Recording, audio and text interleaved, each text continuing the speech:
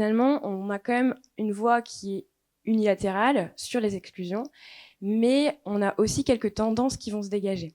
Le climat, c'est vraiment le premier motif d'exclusion des acteurs dans le monde. En Europe, on a différentes tendances qui se dégagent, puisque par exemple le nucléaire, les pays n'ont même pas une vision homogène de la question. Donc on a différentes tendances qui se dégagent. Aux États-Unis, à l'exception du tabac et de l'armement, les acteurs sont quand même beaucoup moins engagés sur cette voie de l'exclusion. On a aussi de nouvelles thématiques qui apparaissent avec la diversité, l'inclusion, et tout ça évidemment dépend de la disponibilité des données, puisque sur le climat, on dispose de beaucoup de données, donc c'est beaucoup plus facile de pouvoir mettre en place des politiques d'exclusion. En termes de tendance, on a des exclusions qui sont essentiellement basées sur des seuils, des pourcentages de chiffre d'affaires qui vont être soit fournis par des fournisseurs de données privés ou encore par des sources de données publiques. Avec Ostrom, on a pu réaliser pendant plusieurs mois des analyses sur les politiques d'exclusion, sur les données dont on disposait et sur beaucoup de thématiques. Donc vous pouvez les voir actuellement apparaître à l'écran. Et on voit quand même qu'on a un consensus puisque la totalité des sociétés de gestion qu'on avait pu étudier ont mis en place une politique d'exclusion sur le charbon. On a d'autres thématiques qui commencent à émerger, donc je le disais tout à l'heure sur la biodiversité.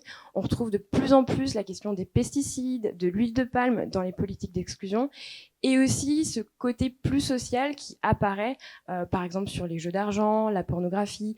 Donc en fait, au fur et à mesure, on a quand même une extension du périmètre qui est couvert par les sociétés de gestion, mais qui dépend toujours de la disponibilité des données, de l'expertise, des outils. Et donc finalement, tout n'est pas encore couvert actuellement.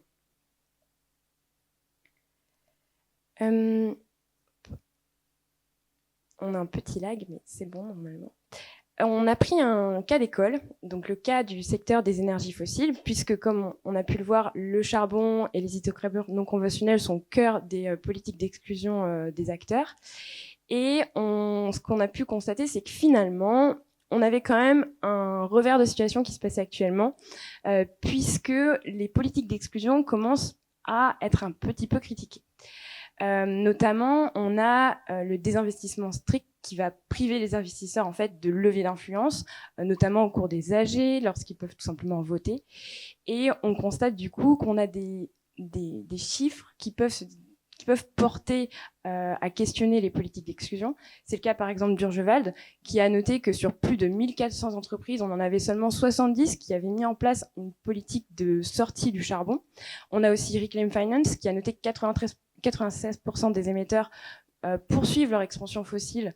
Donc finalement, on se pose la question de est-ce que les politiques d'exclusion, qui ont quasiment toutes été implémentées par des acteurs financiers, poussent vraiment les émetteurs à mettre en place des stratégies de sortie de ces énergies fossiles. Et donc, c'est typiquement ce pourquoi on voulait avoir ce webinaire aujourd'hui, pour bien se rendre compte que l'exclusion, quand elle est seule, elle n'est pas forcément efficace.